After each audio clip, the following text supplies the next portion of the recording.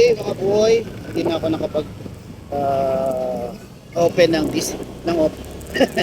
hindi na ako nakapag-open ng vlog kung sa bahay kasi nagmamadali ako, late na rin ako nagising. I-clip tayo sandali para meron tayong lakas. Gising tayo hanggang mamayang alas 11 ng gabi. Yun nga mga boy, dala natin sila Ida, ang ating toy poodle na female, at si Manang, ang ating Shih Tzu na black female. I-rehome natin siya sa bandang Paranaque.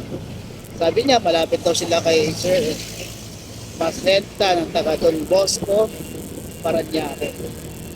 So, actually dapat kahapon ng gabi, kaso biglang nag-chat sa akin si Sir na kung pwede ngayon ng alas 7 or alas 8 ng gabi. Kaya ako maaga umalis ngayon kahit na medyo mainit, pero kasi naman ganun, mainit talaga at saka mahangin. Kasi nga parang may bagyo ngayon. Yan nga, i-re-reorder natin sila para magkaroon na sila ng mga for parent.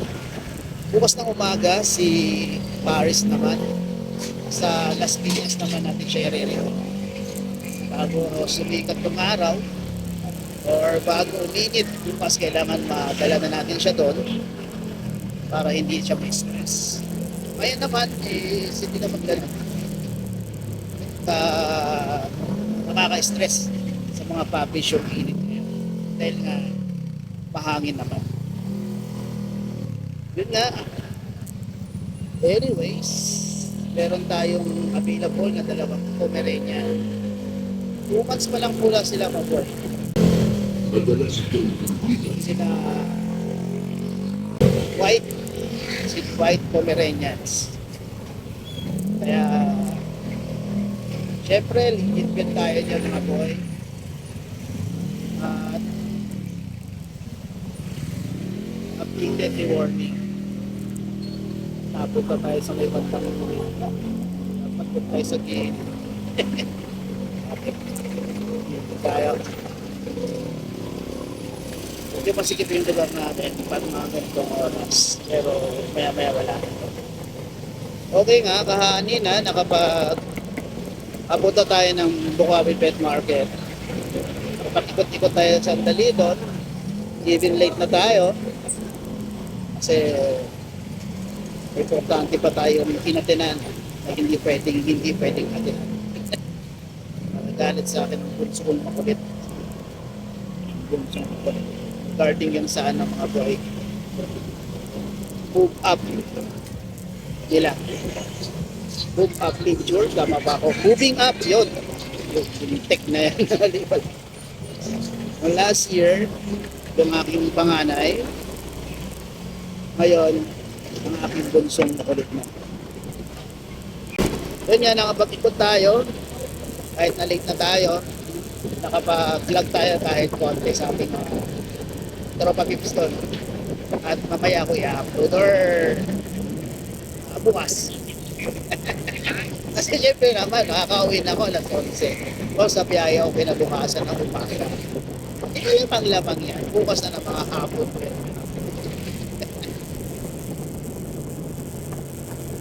Okay mga boy, sakaling interested kayo dun sa ating dalawang Pomeranians, pwede kayong mag-PM sa Aspen Channels, ang ating FB account na kung saan ina-upload natin ang mga moments ng mga puppies na pre-holding natin.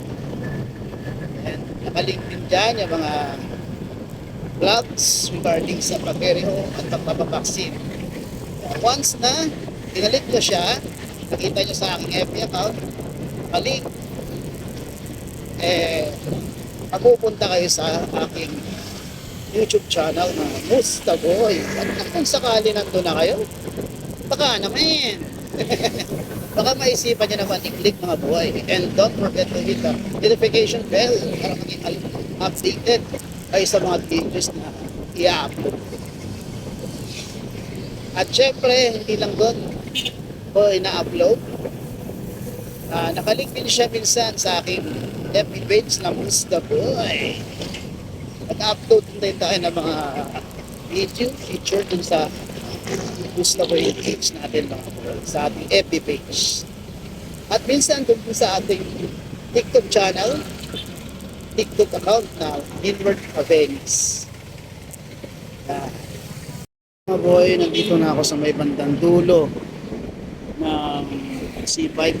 Tapat ako ng libingan ng mga bayani. Medyo nagpahinga muna ako dito para makainom ng tubig.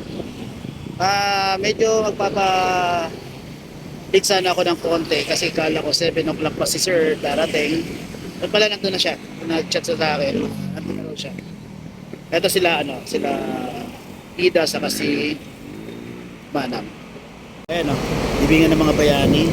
Tapos yan na yung dead end ng C5. Yun Yun, ayan po si Ida at si Manam. Chikit.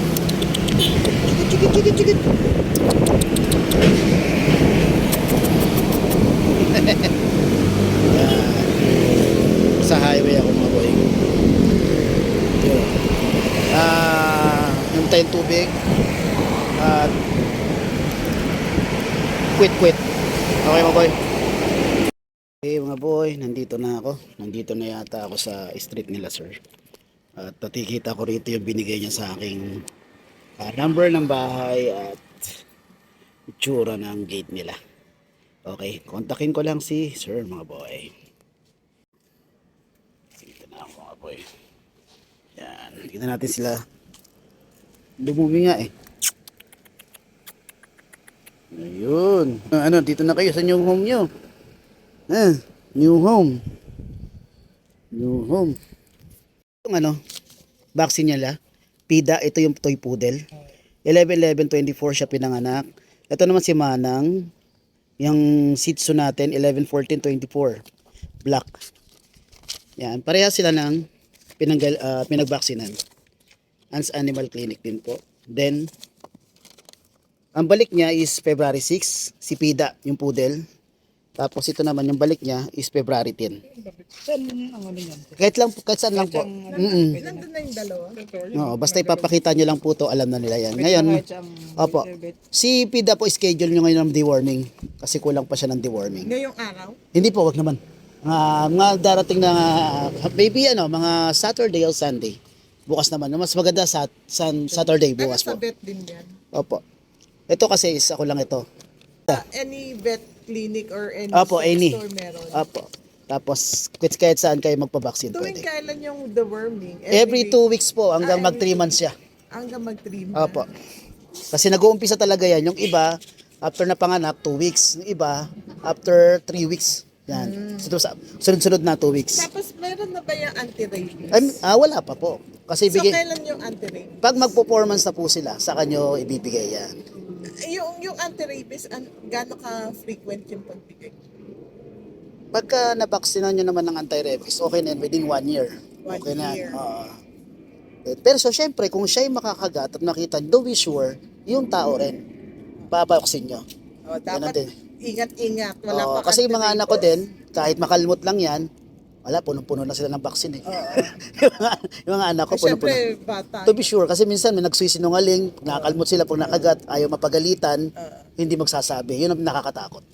Yan po. So 4 months dapat? 4 months po. Ayan po yung vaccine. 2.5 pa lang sila. Opo. Tapos, nagdala po ako ng pagkain nila.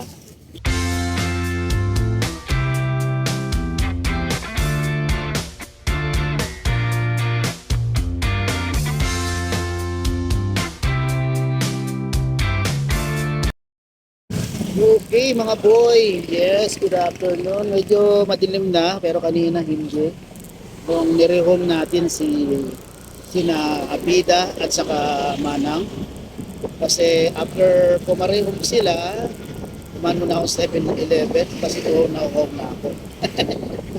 Okay, mga boy. Maraming salamat kala madam, ay kala mga sir at madam. Yung ating contact na si Sir Erna, Hernan.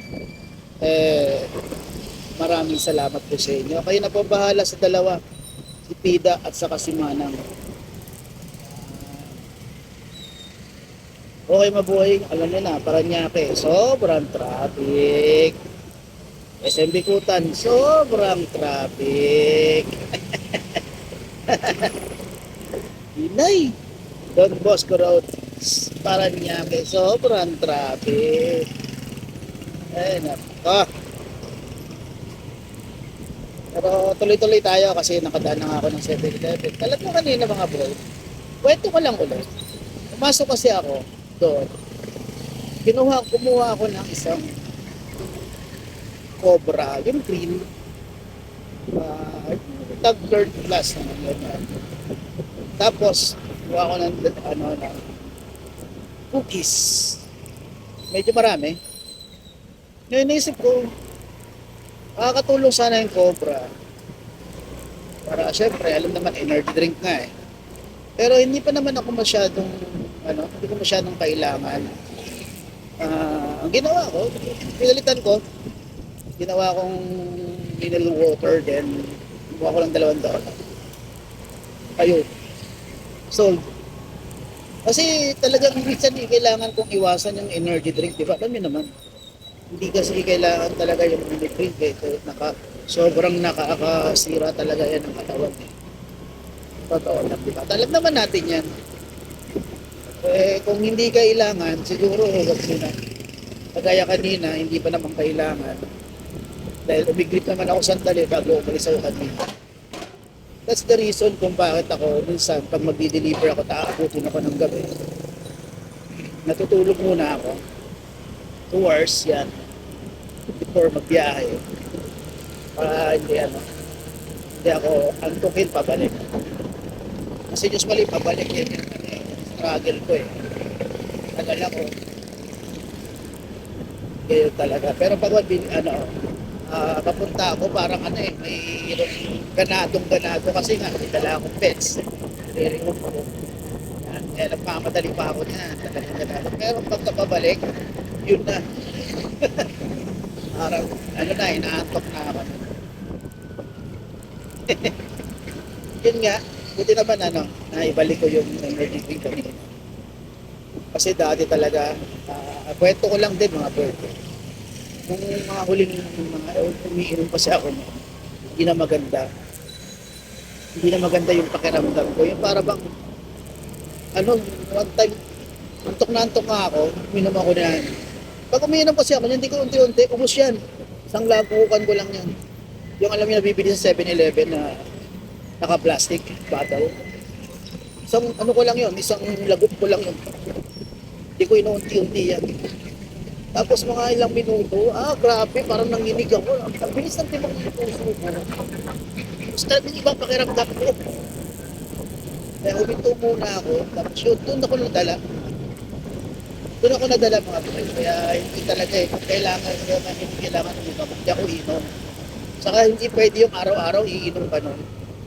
Kasi pag ginawa mo yun, siguro mga 3 beses sa isang araw, 3 beses ka araw-araw uminom. Doon nakahanapin ng katawan mo. Tapos hindi ka nakakainom, parang nanghihina ka. Uminom ba, okay ka na ulit. Ganun pakiramdam ko dati. Kung kalakasan ko pa niya.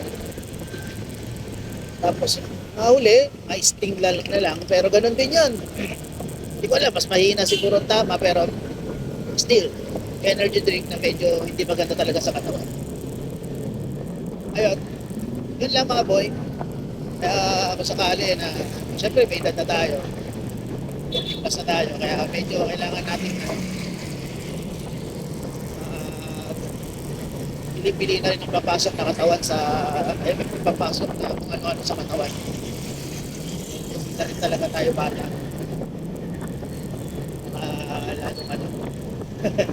Inabuso kasi natin yung mga organs natin, mga vital organs. Mas una sila tumatanda, mas nalalaspag silang kaysa dun sa edad natin. Kaya iba sa kaila, pumapal yan. Kung ano-ano komplikasyon na yung nagkakaroon sila pag hindi natin na-abuso. Usually siguro yung atay, no? Kasi siyang sumasala. Okay mga boy, baka malobat na rin ako kasi 20% na lang din. Actually, dadaan pa ako sa misis ko. Sa dito.